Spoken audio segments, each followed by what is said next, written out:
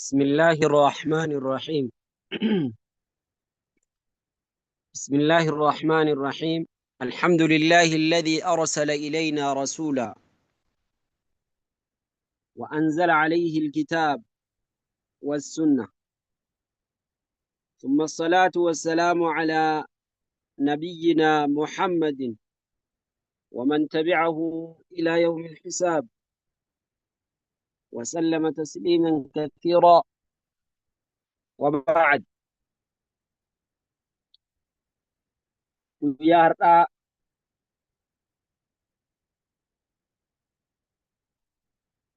غافا قويا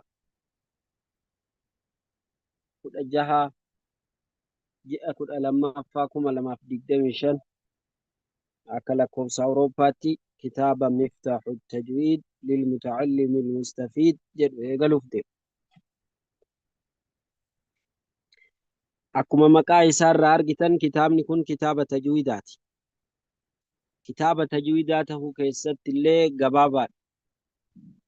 قبابنا برتلي برتا باي مجتا برتا جل قباب بفقا في ديبيت انفاد نوليس إن شاء الله. حالما قبابات أن إبس كتاب الرجرور را أرجنا. مفتاح التجويد. مفتاح جيتشان بنتو جيتشا فرتو جيتشا تجويد جيتشو مالك تيامو اترفني أرجن وان برنو كتجويد نما بنو جيتشا للمتعلم المستفيد. للمتعلم جيتشان برتا الآب، المستفيد جيتشان كفيدم برتا فيدمو بربادو فرتو إني جيتشا. تأليف كنو برس الفاضل الشيخ شيخ كبجما عبد الله إلما إبراهيم حمدوين لين أكسما أبوتا إساكي سجرا السناري كني وان التنبيكم. ثم المكي بك إني تائفا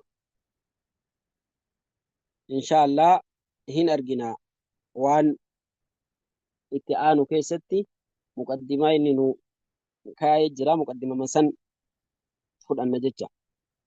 المعلم برسيسا كتاي بمدرسة الفلاح بمكة المشرفة. مكة مدينة مكة مدرسة فلاح جدم تكبرسيس. نفع الله من تلقاه بقلب سليم. ربين حافيد نما إسر فدأتي قلبي فياك عبدالله. إيجا كان كتابوني كنين اللي اتعانا جدا كتابني كنين يرو بودا اتدفنا كتاب ما قباجر كان كبرن تعجج. مفتاح التجويد للمتعلم المستفيد. تأليف الفاضل الشيخ عبد الله بن إبراهيم حمدوح السناري ثم المكي. المعلم بمدرسة الفلاح بمكة المشرفة. نفع الله من تلقاه بقلب سليم. إن شاء الله كتابك نبرا.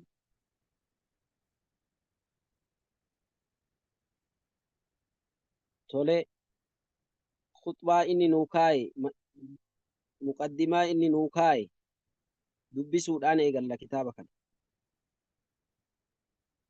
كتابني علمي تجويدا قردة تجد حتى أومتي كتابنا مجل قبة تجويدا إيقالوف باي barbaachisaa ta'e waan ta'eef kitaaba kanaan dursine inshallah namni hunduu irraa fayyadama jennee yaadna. Akki jedhu abbaan kitaabaa bismillaahi irrahmaani irrahiim jedha. Maqaa rabbiitiin eegalaa jedha. San kitaaba biraa keessatti itti dhufu. Namni darsii kana hordofu warroota qur'aana qara'anillee waan ta'eef namoota qur'aana qara'uuf deemanillee waan ta'eef wantoota hedduu hin guddifne.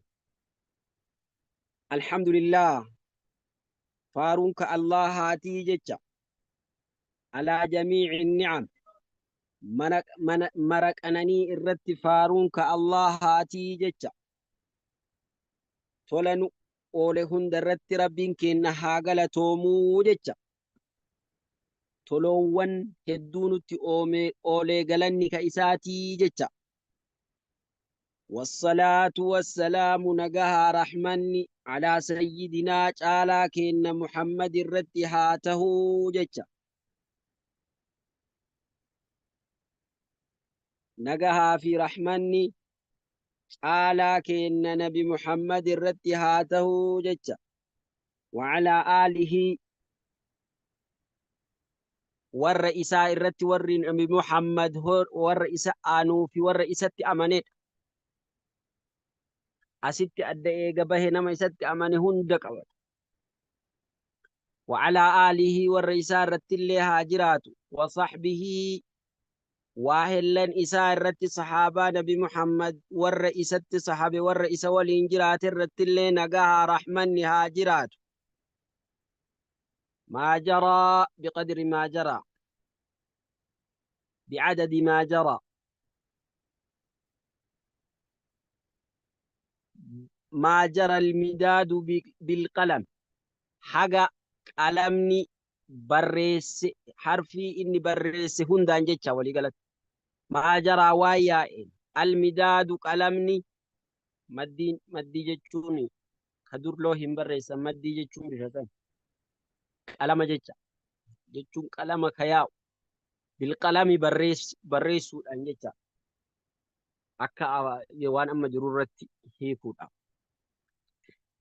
حاجة قلمني يا قطرة قلمني يا وان قلمني تتوقع إني تتوقع حاجة سن حاجة با إن حاجة سي نجاها رحمن نبي محمد فور إسا هردو في صحابة إسارة أجرات جتشا أما بعد جتشان أمو إيجا ربي كينا فارفني نجاها رحمة نبي محمد ربوفني جتشا إيجا كان جتشا أما بعد جتشا فيقول نجد أسير ذنبه بوجي أمان ذنبي إسا كذنبي إسا معسيان إسا بوجي تنجد كمعسيان إسا إنجي فتنجد أجتشا وفت كيسوف أكست أني معسيان تي يقدر أجتشاف نمني مرتو أكسوما جتشوتو الرجل أجتشا أكا نمني jalqaba jechoota akkanaa dhagahu nama macsiyaatiin akka hin jinne macsiyarraa namni qullaa ta'uuf hin jiru haa ta'u inni lubbuu isaa irratti sahaabaan nabi Muhammad macsiyaa xiqqoon yooma qalbii isaanii keessa wanni macsiyaan ta'an illee akka isaa waan xiqqeenna jedhanii yaadan yoo qalbii isaanii keessa yaa'e illee akka waan gaarii irra jigee fakkaata itti fakkeessan jecha akkasitti fakkaata jecha haala saniin akkas jedhaa jira innillee macsiyaan isaa isa boojite macsiyaaf masa macsiyaa dalage jecha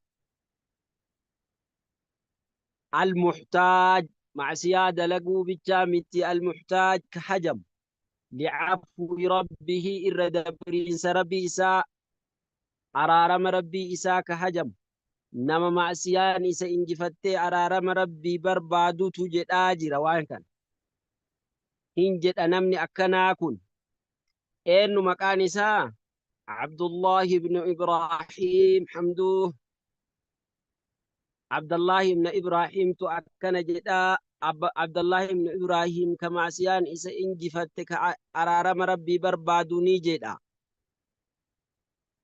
بيان سيناري كته قريشي كته أمو دالو أصلي دان غسان قريشين كته غسان نبي كنا نجدا نمني أكنا كن نجدا أن وفي جد أجر أكنا جد دبتاجر هذه تأمى أرجتن رسالة عليا يوكان إرجاء لخصتها إسي تشوم فجر إرجاء أني تشوم فجر مال الراجوم في مما في الجزرية وان جزرية كيس جرو كتاب نحوي قد وان تحفة كيس جرو كتاب نحوي قد كتاب تجويدا قد كتاب تجويدا كنين الرا في جد أجر رسالات إرقاتا بريفما سنيكاي كان كتاب كنين الرا في جد أجر كتاب كم جزرية تحفة من أحكام التجويد كتاب كنين كتاب تجويدا كتان وضممت هندبل إليها وان كتاب كنرا في كانت دبلج زيادات دبلوان اتدبل اختصرتها قباب سيج من كتاب نهاية قول المفيد جدرة كتاب ميك الرا فدري جزرية تحفة نهاية القول المفيد وجعلتها بصيغة السؤال والجواب أتشرا في أمو بفقافيف ديبيتين قد جتشا وجعلتها إسي قد بصيغة السؤال قافيف والجواب ديبيتين قافيف ديبيتين قبسيج لتسهل أكلافتوف على المبتدي نمج القبرت نمج القبات هرتي elementary beginnery كته نمج القبات هرتي أكلافتوف بفقافيف ديبي قد إهسج وتكون تذكرة لأولي الألباب أما اللي ور قلبيك أبوف أكا قرستاتو بفكنا قبسج راجيا بذلك دلقاك يكنان حال كجيلاتهن واني أكنا قد إيفين كجيلا أن أكون أنته كجيلا ممن استرقى سلمه نما الكروس درجة إساء قياك ياما نما صاحب قرآناتين الكوري كجد أنين سنين رفعته نما درجة قدنا الكورو جيتشا درجة جنة الكورو جيتشا وأن أنظم في سلك من تعلم القرآن وعلمه وأن أنظم أما اللي لكهم بربادا لكهم كجيليا في سلك من تعلم تري نما برتي القرآن تري نما قرآن برتي وعلمه برسيسي كيستي لكهم برباديتي وان كانت إسني قبسي نما ربين جنة كيس الكور إسان جد تهولي هوي ور قرآن برسيسي كدر خيركم من تعلم القرآن وعلمه كربين كين رسول كين نجدن caalaan keessan nama qur'aana baratee barsiise ka rasuulli jedhan san nama caalaa san keessatti lakkaa'amuu barbaadan. Wasammaytuhaa kitaaba kana moggaase miftaaxu tajwiid jedhee moggaase maqaa isaa lilmutacallimi almustafiid kunni walumatti miftaaxu tajwiid lilmutacallimi almustafiid jedhee moggaase maqaa isaa hiika isaa jalqaba irratti dubbanne. وهي تجويدات تلفنا جنيدي فشرعت سيني فيها كتابك ندبت التسيني متوكلا كتابك نقبس التسيني متوكلا على الباري ربي أوما تهرت إركته متوكلا هال إركتاتهن على الباري ربي وهن أوم الرت إركته اتسين دبي كان قبسو إن شاء الله نص ربي كينا جبا نمني إساتي إركتي إركو هلافني إساتي إركني برنوتا كينا إيقل إن شاء الله يا ربي نوغل مقدما هن درسي درسا حالتهين أمام المقصود وان اتدام ندرة درسي waan wahii jedhe jecha waan silaa barbaadamu waan silaa dubbatuuf deemu dura waan wahii durse jedhe nubdatan kutaa wahii waan xiqqoo yaxtaaju ilayha alqaari namni qara'u ka itti hajamu waan xiqqoo wahii dubbadhaa jedha waan xiqqoo wahii osoo waan deemnuuf san hin seenin waan xiqqoo dubbadha jedhe waqultuni jedhe waan xiqqoo dubbadhu sanii dubbachuudhaaf maal jedhe kitaaba kana pideeffiidhaan ni jira yeroodhaaf waan na rakkiseef suuraa kana fayyadame. Inshallah ni jira. Maal jedhime wanni inni jedhee dura osoo maqsuuda waan silaa barbaadu san ittiin seenii wantoota kanneen nuuf hima. Mattajwiidu wanni kunni waan dirqama barataan beekuu qabu jedhee nu dhiyeesse. Mattajwiidu jedhee tajwiidni maali? Bifa kanaan baratama kitaabni. Fuulduraallee kitaabni bifa kanaan baratama. Gaafiin gaafata, deebiin deebisa. Gaafiin gaafata, deebii hin deebisa. Nama barataa jalqabarra jiruuf baay'ee gaarii jecha. Mattajwiidu. Tajwiidni maali? Gaafiidhama. Deebii irratti jiim jechuun jawaab jechuudha. Tajwiida jechuun lugatan akka afaaniitti akka fayyadama afaaniitti at-tahsiin waa tolchuudhaan tolchuu waan jedhamu kanatu tajwiida jedhama. Fakkeenyaaf akka gaarii hojjedhe waan akkasii yoo jette waan san tajwiida godhe jette. Dalagaa tiyya san tajwiida godhe yoo jette hin tolchee jecha. Hiika afaanitti lugaa jechaan akka afaan arabaatti jecha. Wasxilaahan akka ammoo warri tajwiidaa beekutti ammoo warri tajwiid istilaahan jechaan akka istilaahaatti. Istilaaha jechuun akkaataa warri tajwiidaa beekutti jecha. Baaba hadiisaatti illee akka hadiisaatti. Baaba asaaniidaatti illee jecha. Baaba kamittuu warra sani. Istilaaha shar'iitti jedhama. Baaba fiqhaa keessatti. Istilaaha jechaan akkaataa kaayame akkaataa warri tajwiidaa itti beekutti ammoo tajwiida jechuun maal jechuudha? Iqxaa'ul xuruufi harfii kennuudha. Harfiidhaa kennu. Harfii kennuudha. Maal harfii kennan? Maa tastaxiquhu waan isiin haqa godhattu. Waan isiin haqa godhattu waan isii kennuufidha. Harfiidhaa waan isii kennuufidha jecha. Min as-sifaati. Sifaatarraa sifoota isiin qabdu bifoota amaloota jecha sifaata jechaan. Amalootaa fi bifoota harfiin qabdu harfiidhaa kennuudhatu tajwiida jedhamaa jira. Akkasuma makhrajni illee asuma jala jira jecha. Makhraja tolchuu sifa isaa sifa harfii kennuufi jecha. Tajwiida jechuun harfiidhaa waan isaa kennu jecha. Bifa isaa kennuufi jecha. Bifa furdinaa qabaata ta'a. Bifa qal'innaa qabaata ta'a.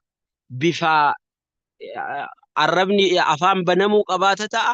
Bifa arrabni ol maxxanuu qabaata ta'a. Bifa fiisuu qabaachuu danda'a. Bifa cufamiinsaa qabaatuu danda'a. Bifa harfiin qabu isaa kennuudha. Haqa isaa guutuufiidha jecha. Tajwiida jechuun haqa harfii guutuu jecha. Tajwiidni maal inni jedhere? Ka afaanii san yoo qabattanillee dhiiftanillee rakkoon qabu. Tajwiida jechuun akka afaanitti tolchuudha. Garuu akka tajwiidaatti hiikni tajwiidaa harfiidhaa waan inni haqa godhatu kennuufidha. Maa hukmul amali bihi. Itti dalaguun hoo akkamii? Tajwiidaan qara'uun akkami? Fardu aynin nama hundarratti dirqama. Fardu jechaan dirqama waajiba jecha. Aynitti jechuun nama hundarratti tokko tokko irratti jecha. Alaa kulli mukallafiin qaari'in nama ballage ka qara'u hundarratti qaraatii qara'u irratti waajiba qaraatii san keessatti tajwiida godhuun harfii tolchuun haqa isaa guutuun dirqamaa jedhe. Maa mawduucuhu jedhe. Bakki isaa eessa? Eessatti tolchan? Alfaadul Qur'aan lafdii Qur'aanaa keessatti tolchan. Akkasuma ulamaa'in lafdii hifdii hadiisa illee tajwiidaan qara'uu qaba jedhanii warri dubbatan hin jiru. Garuu eessatti tolfamuu qabaa harfiidhaa haqa isaa ka kennaniif Qur'aana keessatti jecha. Alfaadul Qur'aani lafdii Qur'aanaa keessatti tajwiidaan qara'uu qabnaa jecha. Maa faayidatuhu? Faayidaan tajwiidaa hoo maali? Sa'aadata daareen milkii ganda lamaaniiti. Duniyaa fi akhiratti illee milkii jecha. Maa gaayatuhu? Kaayyoon isaa maali? Kaayyoon tajwiidaa maali? Sawnul lisaan arraba tiksu anil khaxa'i fi kitaabillahi ta'ala. Kitaaba rabbii keessatti dogongorarraa arraba tiksu. Arraba dogongoraa qur'aana keessatti argamurraa tiksu. Akka dogongorra qur'aana keessatti hin dhufne tiksuudha. Wabuluugu nihaayati fil itqaani bil qur'aan. Qur'aana tolchuu keessatti daangaa gahuudha. Wanni kaayyoon isaa arraba dogongorarraa tiisuudha. Qur'aana ammoo tolchuu keessatti daangaa gahuudha. Alaaman tuluqqiya min alhadrati nabawiyya akkaataa nabi rabbirraa fuudhametti, akkaataa sahaabaan isarraa dhagahetti, akkaataa mutawaatir ta'ee sanadoota walitti dhaabataadhaan nu gahetti tolchanii dogongorarraa qur'aana tiksanii arraba dogongorarraa tiksuudha. Kaayyoon qur'aanaa arraba kana tiksuudha. Akka qur'aana keessatti dogongora hin finne arraba tiksuudha. Kaayyoon isaa. Tole. Arkaana tajwiidaatu jira ammallee. Kam arkaanu tajwiid jedhaa jira? Arkaanni tajwiidaa meeqa? Baay'inni isaa meeqa? Arba'atun. Afur. Arkaanni isaa afur. Arruknul awwal. Arkaana jechuun maal akka ta'e barannee jirrallee ruknii jechuun dhaabni isaa bu'uurri isaa meeqa jecha. Utubaan isaa meeqa jecha. Arruknul awwal rukniin duraa utubaan duraa tajwiidni kan irratti ijaaramu macrifatu makaarijil xuruuf. Beekuudha bakka harfiin baatu. Ka arraba baha jedhanii, ka kokkee baha jedhanii, ka hidhii baha jedhanii. Hundaa bakka harfiin bahuu beekuudha. Akkaataan itti tajwiidni baratamu warri dur tajwiida hin dhagahin illee akkana baratama jechuu beekuu qabdanii. Akkaataan itti baratamu dura bakka harfiin baatuu beekuudha. Namni waa dubbisee hin dandeenye bakka harfiin baatuu itti himuun ulfaata ammoo. Eega dubbisan booda wanni kun kan dhufuu qabu akka karoora kiyyaa. Bakka harfiin baatuu beekuudha.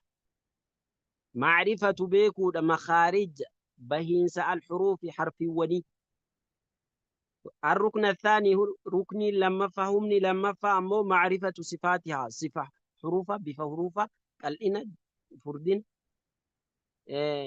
جبنا لافنا قلنسي ولياء ياء أبو أفايو جدن هم بنما هن شوفما عربني جد أول جد صفيسا بيكون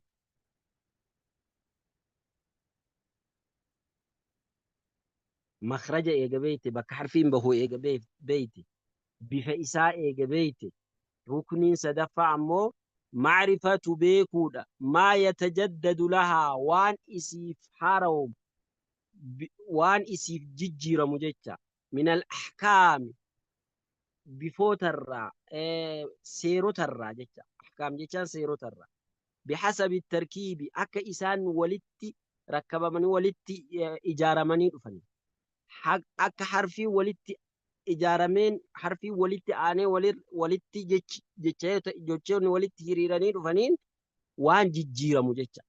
Fakkeenyaaf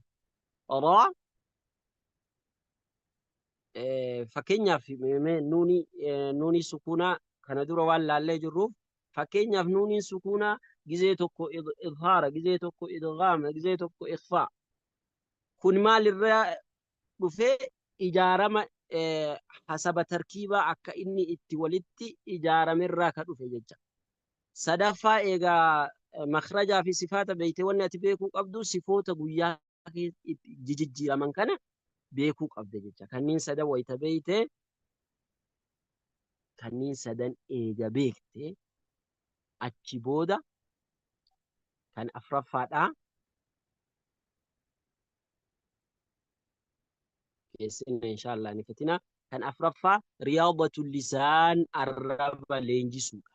بكثرة التكرار الرددبيدان والأخذ عن أفواه المشايخ والأخذ أبتشودان عن أفواه المشايخ أفان شيكوتن العارفين بيكوت هاني الربي شيكوتا شيخان يوكان بيكتوتا يوكان برسيسوتا قرآن كان بيكان الرا أفان الرا فؤتني الرددبياني لينجسود الربا akkanatti baratama tajwiin. Tajwiinni ka baratamu makaarija huruufaa bakka harfiin baatu beekta. Hin beekta akkanumatti beekta dura asii baati jedhanii sitti himamee qabatta jecha. Eega sanii eega makaarija huruufaa beektee sifa isii beekta. Bifa isii.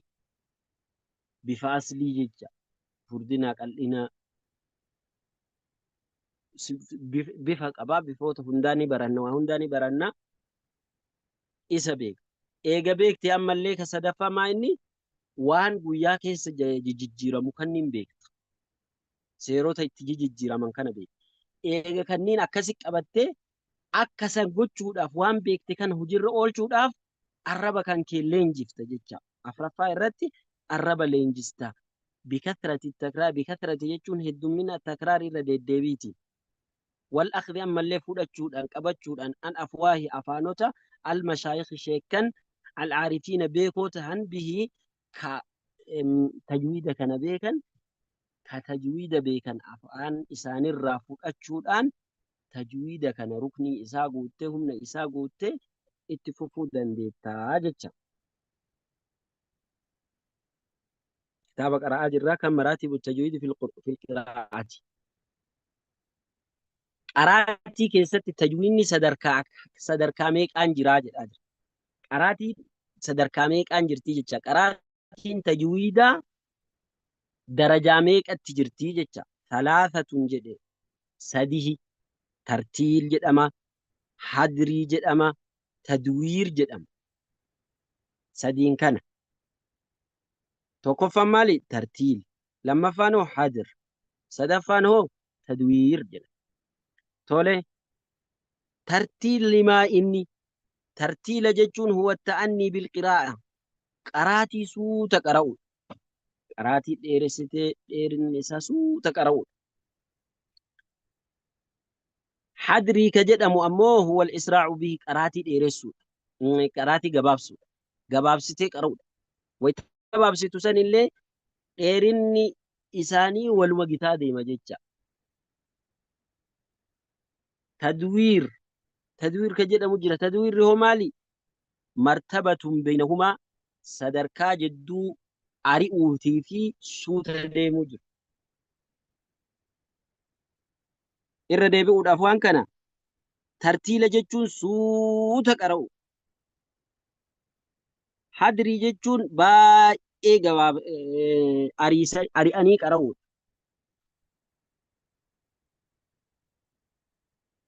تدوير جتان لكمتي قرأو أسكيستي أموان هبتشوك أبدان غافة إيرستولي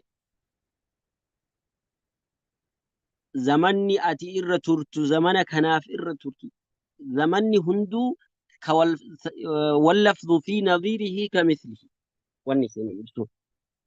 واللفظ في نظيره كمثله والفكاتا هقمتو قد إيرت غافة أريتولي غافة سوتا قراتولي والفكاتا هقمتو قد إيرت